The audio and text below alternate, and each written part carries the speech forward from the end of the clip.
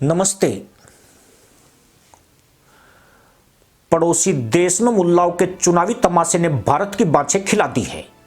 राजनीतिक अस्थिरता से जूझ रहे मदरसा मुल्क में हालात बदलने के कोई आसार नहीं है। पाकिस्तानी सेना की कारगुजारियों के चलते देश अस्थिरता और अराजकता में फंस गया है।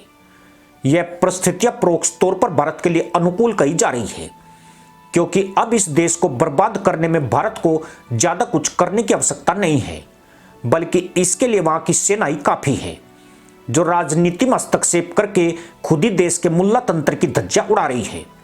किसी देश का भविष्य वहां की राजनीति तय करती है, लेकिन जब राजनीति दिग्भ्रमित हो तो देश के बारे में सोचने की क्षमता भी कमजोर पड़ती है। पाकिस्तान के लोकतंत्र पर मुल्ला तंत्र हमेशा हावी रहा है।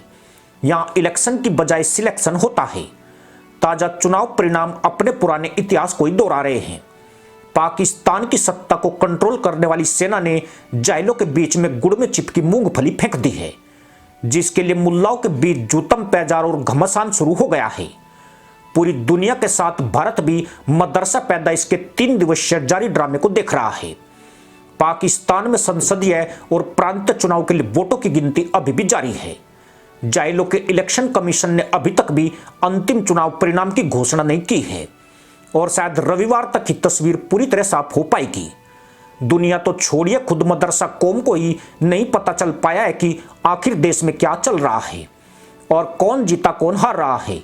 सुबह किसी की हार का ऐलान होता है और शाम होते होते जीत की घोषणा हो जाती है। आमतौर पर पाकिस्तान में चुनाव खत्म होने के 24 घंटे के भीतर ही नतीजे घोषित होते रहे हैं, लेकिन इस बार तीसरा दिन होने को आया है, फिर भी स्थिति पूरी तरह स्पष्ट नहीं है। अभी तक आए चुनावी नतीजों में पीटीआई समर्थित उम्मीदवार 84 सीटें हासिल कर चुके हैं।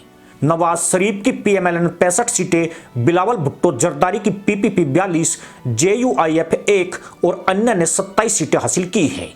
266 सीटों वाली संसद में 265 सीटों के लिए चुनाव हुए हैं और अभी तक 219 सीटों के नतीजे घोषित हुए हैं। बहुमत के लिए 133 सीटों की जरूरत है, यानी पाकिस्तानी मुल्ला भी त्रिशंकु हो गए हैं। पाकिस्तान में किसी भी दल को पूर्ण बहुमत नहीं मिला है। ऐसे में इस्लामाबाद में तहमद में गांठें लगाने का प्रोग्राम तेज हो गया है।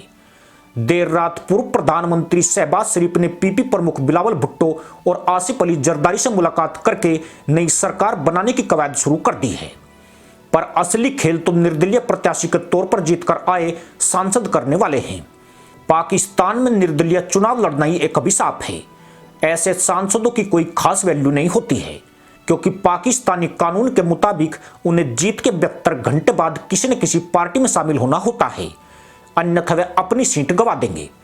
इसका मतलब यह है कि स्वतंत्र चुनाव लड़ने वाले उम्मीदवार को पहले ही गधे की पूंछ पकड़ा दी जाती है। साइड से टक्कर पर आया तो दुलत्ती का तोहफा मिलेगा। पाकिस्तान के इन चुनाव में भारी संख्या में स्वतंत्र उम्मीदवारों की जीत ने 1985 की याद दिला दी है। तब जनरल जिया उल हक का शासन था और पूरी संसद निर्दलियों से बनी थी। उस समय किसी भी दल को चुनाव में भाग लेने की अनुमति नहीं थी और सभी ने अपनी व्यक्तिगत क्षमता से चुनाव लड़ा था। हालांकि जिस तरह पीटीआई ने निर्दलियों को समर्थन किया है, उसी दौर में भी उन्हें किसी न किसी का समर्थन प्राप्त था, लेकिन कागज पर वे सभी स्वतंत्र थे। इन सभी जीते उम्मीदवारों ने संसद के पटल पर आकर अपनी पार्टी को पाकिस्तान मुस्लिम लीग का नाम दिया। आज मदरसा मुल्क में इसे पीएमएलएन या पीएमक्यू भी कहते हैं। इससे पहले इसे चट्ठा लीग कहा जाता था। ये सभी 1985 की गैर पार्टी विधानसभा में पैदा हुए थे, लेकिन इस बार चुनाव जीतने वाले निर्दलीय ऐसा समूह बनाने की स्थिति में नहीं है। सेना पहले डंडे को तेल से चुपड़ चुकी है और इन मुल्लाओं के पिछवाड़े की नाप ले रही है। पाकिस्तानी चुनाव में विजयी स्वतंत्र सांसद पीटीआई में नहीं जा सकते हैं, क्योंकि नियम के मुताबिक वे उसी पार्टी में शामिल हो सकते हैं जिसे पाकिस्तान इलेक्शन कमीशन ने पार्टी के तौर पर मान्यता दी है, और उस पार्टी का चुनाव चिन्ह बैलेट पेपर में प्रकाशित हुआ है। सेना ने यह खेला पहले ही तैयार कर दिया था और पीटीआई का चुनाव चिन्ह बल्ला छीन लिया है, इसलिए ले देकर गिनी चुनी पार्टियां हैं। ऐसे में जो सेना चाहेगी निर्दलीय उसी ओर जाएंगे। यूं भी सेना ने उन्हीं निर्दलियों को चुनाव लड़ने की अनुमति दी है जिन्होंने उसे आश्वासन दिया था कि जीतने के बाद वो सेना का हुक्म मानेंगे। यही वजह कि इमरान चुनाव जीतकर भी हार गए हैं और सब कुछ उसी तरह हो रहा है जिसकी पटकथा सेना ने पहले ही लिखी थी। निर्दलीय सांसदों का एक बड़ा हिस्सा पीएमएलएन को ज्वाइन कर सकता है, इसका ऐलान भी कल नवाज शरीफ ने कर दिया है और कई निर्दलियों के संपर्क में होने की बात कही है। यूं भी गद्दारी और मक्कारी इनके डीएनए का हिस्सा है। यह अपने बाप और भाई के ही सगे नहीं हुए हैं, फिर इमरान क्या चीज है। इन्हें खरीदना बहुत आसान है, खासकर कंगाल और भिखारी देश में इनकी कीमत ज्यादा नहीं होती है। ईमान तो छोड़िए, पैसे के लिए तहमंद भी उतार कर खड़े हो जाएंगे। यानी डंकी ट्रेडिंग का खेल पूरे सबाब पर है। स्वतंत्र उम्मीदवारों की आश्चर्यजनक सफलता के बाद उन्हें 2 प्रमुख दलों में शामिल होने के प्रस्ताव मिल रहे हैं। बिलावल भुट्टो जरदारी ने इन प्रत्याशियों को पीपुल्स पार्टी में शामिल होने का न्योता दिया है। वहीं पीएमएल ने कहा है कि उन्हें स्वतंत्र उम्मीदवारों को अपनी पार्टी में शामिल करने में कोई दिक्कत नहीं है। अब इन उम्मीदवारों के पास 2 दिन का समय बचा है। मजे की बात यह है कि पीटीआई पार्टी का इनके ऊपर कोई नियंत्रण नहीं है। बेशक उसने इन्हें समर्थन दिया है, लेकिन वह उन्हें सुरक्षा नहीं दे सकती है और दल बदल कानून भी इनके ऊपर लागू नहीं होता है।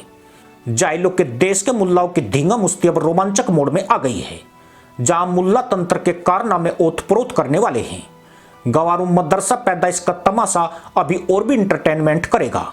इसे देखने के लिए सभी टिकट फ्री कर दिए गए हैं और यकीनन इस पूरे ड्रामे की सूत्रधार पाकिस्तान की फंटर रैपिस्ट आर्मी है। इसी के साथ अनुमति दोस्तों, जय हिंद, वंदे मातरम।